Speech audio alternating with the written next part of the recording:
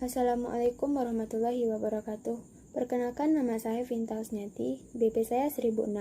Di sini saya akan mereview buku, yaitu buku Siti Nurbaya atau Kasih Tak Sampai yang ditulis oleh Mara Rusli yang diterbitkan pada tahun 1992. Tokoh dalam buku ini yaitu Siti Nurbaya, Samsul Bahri, Datuk Marigi, Baginda Sulaiman, dan Sultan Mahmud. Buku ini pertama kali diterbitkan oleh Balai Pustaka pada tahun 1992. Buku yang berjudul Siti Nurbaya ini berhasil menempatkan diri sebagai puncak roman di antara roman-roman yang lain. Roman yang dianggap orang sebagai puncak roman dalam sastra Indonesia modern. Penilaian itu tidak berdasarkan pada tema, akan tetapi berdasarkan pada pemakaian bahasa dan gayanya tersendiri. Buku ini menggunakan bahasa Melayu. Oleh karena itu, orang Melayu akan pasti lebih mudah membaca dan memahami isi ceritanya. Karena terkenalnya, sampai-sampai zaman itu diberi nama dengan zaman Siti Nurbaya.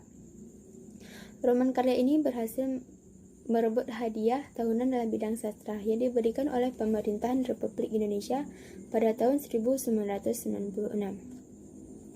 Buku ini menceritakan tentang Siti Nurbaya yang ditinggalkan oleh ibunya wafat, dan karena setelah ibunya wafat, Siti Nurbaya melanjutkan hidupnya dengan ayah tercintanya, yaitu Baginda Sulaiman. Ayah Siti Nurbaya merupakan salah satu pedagang terkemuka di Kota Padang. Sebagian modal usahanya merupakan uang pinjaman dari seorang rentenir, yaitu Datuk Maringgi. Pada awalnya, usaha Baginda Sulaiman mengalami kemajuan pesat. Hal itu tidak dikehendaki oleh Datuk Maringgi. Maka untuk melampiaskan dendamnya tersebut, Datuk Maringgi menyuruh kaki tangannya untuk menyiram dan membakar kios Baginda Sulaiman. Dengan demikian, hancurlah usaha Baginda Sulaiman. Ia jatuh miskin dan tak sanggup membayar hutang kepada Datuk Maringgi. Dan inilah kesempatan yang dinanti-nantikan oleh Datuk Maringgi. Datuk Maringgi mendesak Baginda Sulaiman untuk segera membayar hutangnya. Hutang tersebut dapat dikatakan lunas apabila Baginda Sulaiman menyerahkan Siti Nurbaya kepada Datuk Maringgi. Menghadapi keadaan seperti itu, Baginda Sulaiman tidak sanggup lagi membayar hutangnya dan tidak memiliki pilihan lain selain menyerahkan Siti Nurbaya kepada Datuk Maringgi. Siti Nurbaya menangis menerima kenyataan bahwa dirinya yang masih muda harus segera menikah dengan Datuk Maringgi yang sudah tua renta. Apalagi dia teringat dengan kekasihnya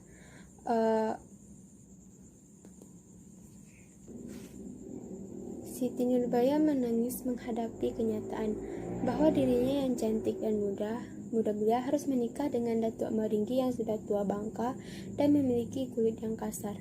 Terlebih lagi, Siti Nurbaya memiliki kekasih yang bernama Samsul Bahri yang sedang melakukan pendidikan di Jakarta, yaitu di Stovia, Jakarta.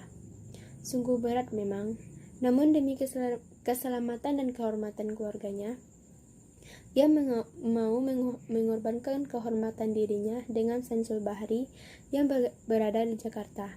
Mengetahui peristiwa besar itu terjadi, Samsul Bahri yang berada di Jakarta mengetahui peristiwa yang terjadi di desanya. Terlebih karena Siti Nurbaya mengirimkan surat yang menceritakan tentang nasib keluarganya. Pada suatu hari, ketika Samsul Bahri berlibur ke Kota Padang, ia dapat bertemu dengan Siti Nurbaya secara empat mata. Dengan Siti Nurbaya yang telah resmi menjadi istri Datuk Maringgi. Pertemuan itu diketahui oleh Datuk Maringgi sehingga terjadi keributan. Teriakan Siti Nurbaya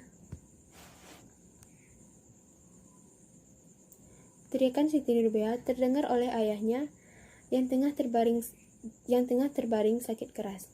Baginda Sulaiman berusaha bangkit, tetapi akhirnya jalan tersungkur dan menghembuskan nafas terakhir. Mendengar itu, ayah Samsul Bahri, yaitu Sultan Mahmud, kebetulan menjadi penghulu Kota Padang. Malu atas perbuatan anaknya, sehingga Samsul Bahri harus kembali ke Jakarta, dan ia berjanji untuk tidak kembali lagi kepada keluarganya di Padang. Datuk Maringgi juga tidak tinggal diam karena Siti Nurbaya diusirnya. Siti Nurbaya mendengar bahwa kekasihnya diusir oleh orang tuanya. Timbul niatnya untuk pergi menyusul Syamsul Bahri ke Jakarta, tetapi niatnya diketahui oleh kaki tangan Datuk Maringgi. Karena itu, dengan siasat dan fitnahnya, Datuk Maringgi dengan bantuan kaki tangannya dapat memaksa Siti Nurbaya untuk kembali dengan perentaraan polisi. Tak lama kemudian, Siti Nurbaya meninggal dunia karena memakan lemang beracun yang sengaja diberikan oleh kaki tangan Datuk Maringgi. Kematian Siti Nurbaya terdengar oleh Syamsul Bahri sehingga ia menjadi putus asa dan mencoba melakukan bunuh diri. Akan tetapi mujurlah karena ia tak meninggal. Sejak saat itu, Syamsul Bahri tidak meneruskan sekolahnya dan memutuskan untuk masuk sekolah militer. 10 tahun kemudian, dikisahkan Kota Padang sering terjadi huru-hara dan tindak kejahatan akibat Datuk Maringgi dan orang-orang dan kaki tangannya. Syamsul Bahri yang telah berpangkat letnan dikirim untuk melakukan pengamanan. Syamsul Bahri yang mengubah namanya menjadi Letnan Mas segera menyerbu Kota Padang. Ketika bertemu dengan Datuk Maringgi dalam satu keributan, tanpa berpikir panjang lagi, Syamsul Bahri menembaknya. Datuk Maringgi jatuh tersungkur. Namun sebelum tewas, ia sempat membacok kepala Syamsul Bahri dengan parangnya. Syamsul Bahri alias Letnan Mas segera dilarikan ke rumah sakit. Pada saat terakhir menjelang ajalnya, ia meminta dipertemukan dengan ayahnya, tetapi ajal lebih dahulu mengunggut sebelum Syamsul Bahri sempat bertemu dengan orang tuanya. Nilai-nilai yang dapat diambil dalam cerita Siti Nurbaya yaitu: yang pertama, bila asmara melanda jiwa seseorang, maka luasnya samudera tidak akan mampu menghalangi jalan cintanya. Demikianlah cinta yang murni tidak akan padam sampai mati. Yang kedua, demi orang-orang yang dicintainya, seorang wanita bersedia mengorbankan apa saja, meskipun tahu pengorbanannya dapat merugikan dirinya sendiri. Terlebih pengorbanan itu untuk kedua orang tuanya dan orang-orang yang dicintainya. Yang ketiga yaitu, bagaimanapun meminjam uang ke lintah darat atau ke rentenir tidak akan merubah hidup lebih baik dan akan mendatangkan malapetaka bagi kehidupan keluarga.